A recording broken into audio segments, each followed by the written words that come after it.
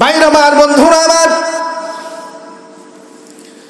ভারতের কলকাতা শহর থেকে ৪,৫০০ মাইল দূরে ঝাড়খণ্ডের এক এলাকায় আমি ওয়াজ করতে গিয়েছিলাম। যে এলাকায় বিগত 10 বছর পর্যন্ত মসজিদগুলিকে তালা দেওয়া হয়েছিল। মসজিদে কি দেওয়া হয়েছিল? তালা দেওয়া হয়েছিল, মসজিদে তালা। ওই এলাকায় যখন ওয়াজ করতে গেলাম, কিন্তু আমাদের মতো মাইকিং করে প্রচার করে ওই এলাকায় কোনো ওয়াজ হয় না। কিছু কিছু মানুষ আছে আল্লাহওয়ালা, আল্লাহ ভক্ত, তারা গোপনে এক জায়গায় বসে তারা কোরআনের কথা শোনেন। সুবহানাল্লাহ বলেন।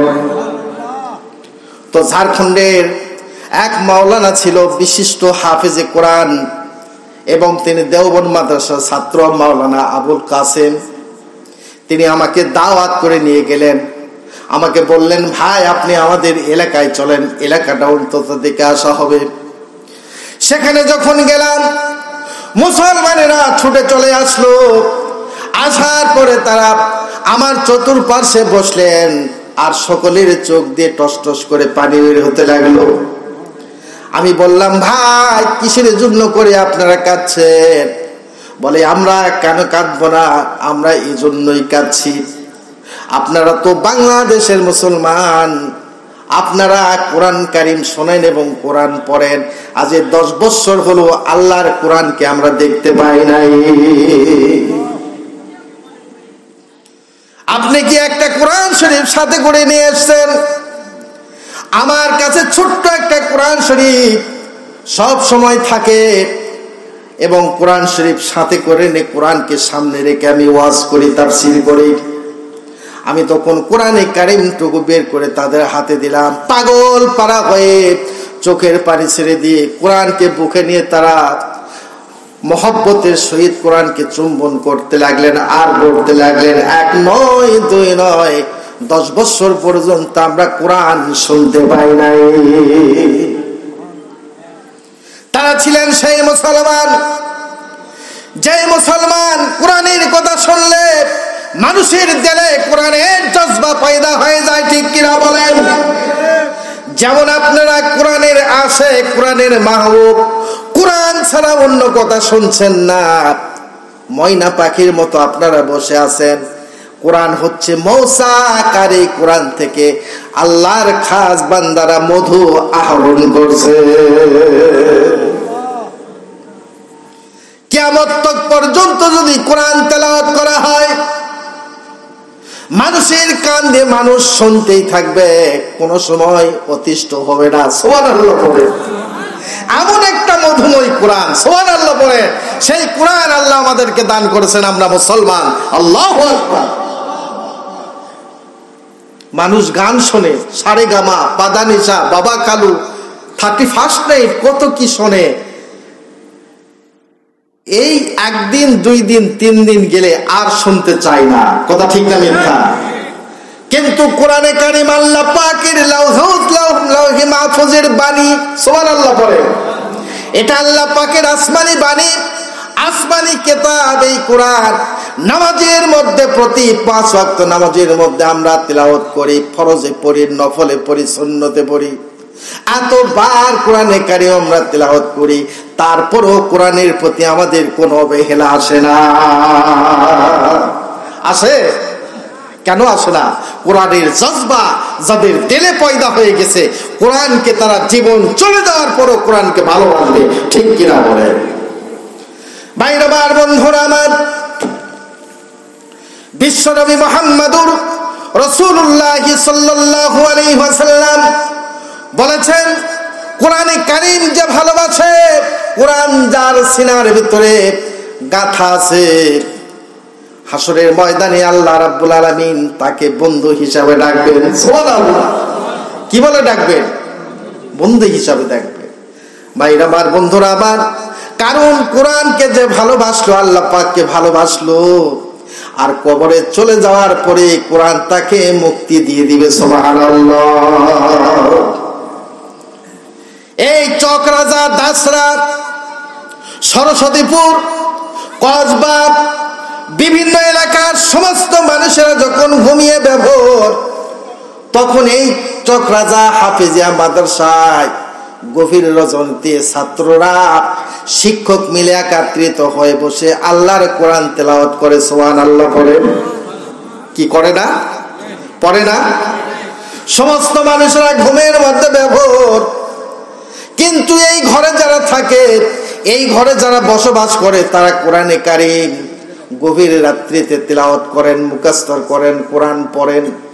আল্লাহ রাব্বুল আলামিন দেখে বলে, রে দুনিয়ার মানুষেরা ভালো করে শোনো, ওই ঘরের থেকে, যেই ঘর থেকে কোরআনের আওয়াজ ভেসে আসে আমার লৌহে মাহফুজ পর্যন্ত পৌঁছে যায়, ওই ঘরের ওসিলায় আমি আল্লাহ সমস্ত এলাকার মানুষের প্রতি রহমত নাজিল করি।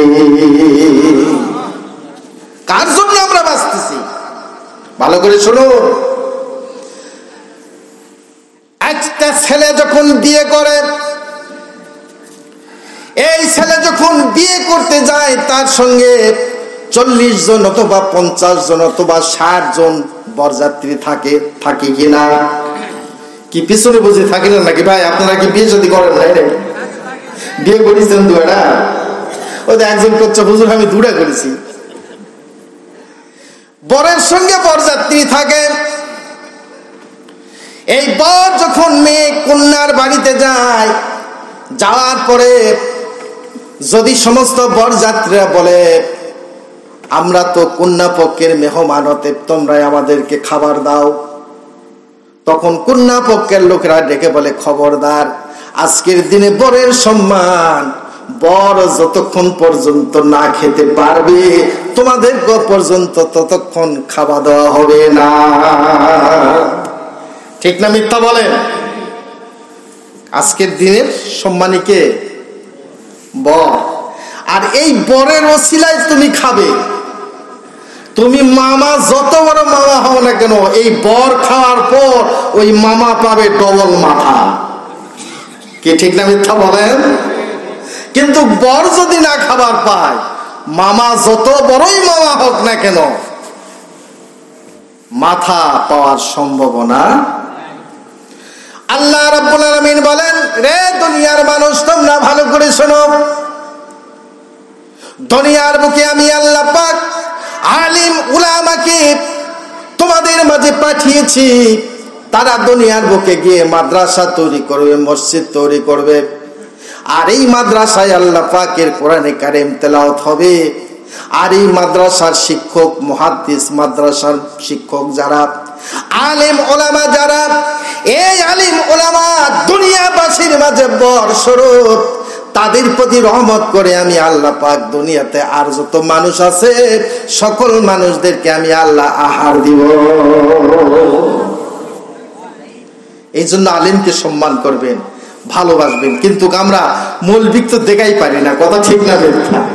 বিগত আগের সময়ে মৌলবি পালেই ধরো, বন্দি করে রাখো, কথা ঠিক না মিথ্যা? আলেম ওলামাকে সম্মান করবেন, ভালোবাসবেন। যত সম্মান করবেন, ভালোবাসবেন, আল্লাহ পাক আপনাকে ভালোবাসবেন। সুবহানাল্লাহ। আর আপনি যদি আলেম না হতে পারেন, আপনার নিজের ছেলেকে মাদ্রাসায় দিয়ে আলেম বানাবেন। আপনারা রাজি আছেন? কারা কারা একটু হাত তুলে দেখান তো। আল্লাহু আকবার। কিছুক্ষণ হাত তুলে থাকেন, আমাদের ছবিটা আল্লাহ পাকের ফেরেশতারা তুলে লেগে, আর আমরা সবাই আল্লাহ পাককে বলি, ইয়া আল্লাহ। পরের আবার সকাল সকালে বলুন, ইয়া আল্লাহ।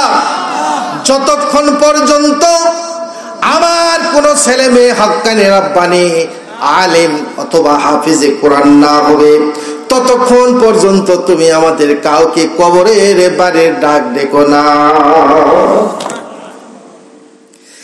এই মাদ্রাসার শিক্ষক, এই মাদ্রাসার ছাত্র, এই হাফিজে কোরআন, যে ছেলেটিকে আপনি আলিম ওলামা বানাইলেন, এই ছেলে যদি বিদেশে থাকে, বিদেশ থেকে আসলেন, আসার পর খবর শুনলেন তার বাবা এবং মা দুইজনই কবরে চলে গেছে। আর যে ছেলেটাকে ইলম শিক্ষা দিলেন না, মাদ্রাসায় পড়ালেন না, এই ছেলেটি বড় ডাক্তার, ইঞ্জিনিয়ার হয়েছে।